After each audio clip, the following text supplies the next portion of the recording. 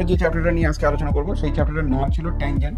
আর tangent chapter নর্মালও নয়, tangent chapter একটা মজার জিনিস পেয়েছিলাম যে Y square equals two 4ax, এই কণিকের কোনো একটা পয়েন্ট, সেই পয়েন্টটা যদি x1, y1 হয়, তাহলে ট্যানজেন্টের ইকুয়েশন আর ক্যালকুলাসের সেন্সে বের করতেই হবে না, ডাইরেক্ট ফর্মুলা y1 সমান সমান 2ax প্লাস x1। কেন সেটা তো বলা হয়ে গেছে।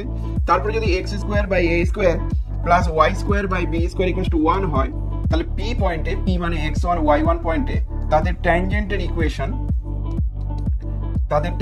ইকুয়েশন সেটা কত হবে, x1 by a square plus y1 by b square সমান সমান 1। আর কি ছিল, x স্কোয়ার যদি আমার বাই চান্স ধরো এখানে মাইনাস হলো, যদি হাইপারবোলার ক্ষেত্রে এটা মাইনাস হয়, তাহলে শুধু এই সিম্বলটাতে মাইনাস আসবে, আর কনস্ট্যান্টের যে পার্টগুলো আছে সেই কনস্ট্যান্টের পার্টগুলো অ্যাজ ইট ইজ যেমন আছে তেমন।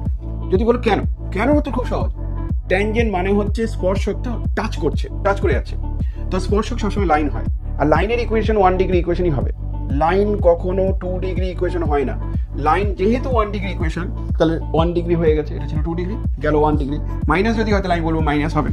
ইনফ্যাক্ট যদি ইকুয়েশনটা একটু জটিল টাইপের দেখতে হতো, ax square plus 2hxy plus by square plus 2gx plus 2fy plus c equals to 0, তাহলে এর ক্ষেত্রে আমরা কি পাবো, p x1 y1 পয়েন্টে তার ট্যানজেন্টের ইকুয়েশন খুব ইম্পর্টেন্ট, সেটা হচ্ছে ax1 প্লাস 2h এর জায়গায় হবে h, x y1 plus x1y plus by plus g x plus x1 plus f y plus y1 plus c equals to 0. So this is the equation of tangent at the point x1 y1. তাহলে যে কোনো কণিকের ক্ষেত্রে ট্যানজেন্টের equation কেমন হবে না হবে সেগুলো নিয়ে একটা ডিটেইলস আলোচনা করা হয়েছে। এগুলো তোমরা মুহূর্তের মধ্যে পেরে যাবে।